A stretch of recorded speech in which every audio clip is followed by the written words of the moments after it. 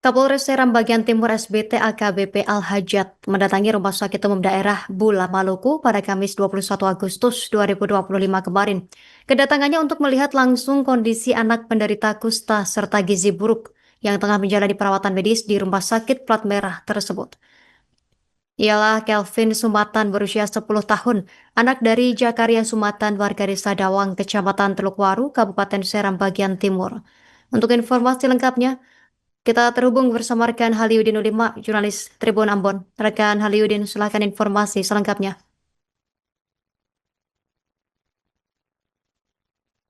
Baik, terima kasih Justin dan Tribuners mana-mana berada. Memang benar bahwa sejak kemarin Kapolres Seram bagian Timur aktif secara langsung pihak rumah sakit untuk menjenguk salah satu anak penderita kusta dan gilah Kelvin Sumanta, anak dari Jakaria Sumantra, sepasang keluarga dari Desa Dawang di Kecamatan Teluk Haru, Kabupaten Timur.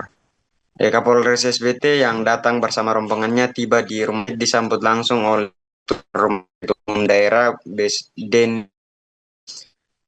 Dalam kesempatan itu Kapolres telah menyerahkan sejumlah paket sembako serta biaya pengobatan untuk keluarga pasien. Ia juga mengaku pihaknya telah melakukan donor darah untuk sejumlah keluarga yang membutuhkan beberapa kantong darah. Ia mengaku kedatangannya tersebut sebagai bagian dari bentuk kepedulian pihaknya untuk menolong masyarakat yang sangat membutuhkan anjuran tangan dari pihaknya.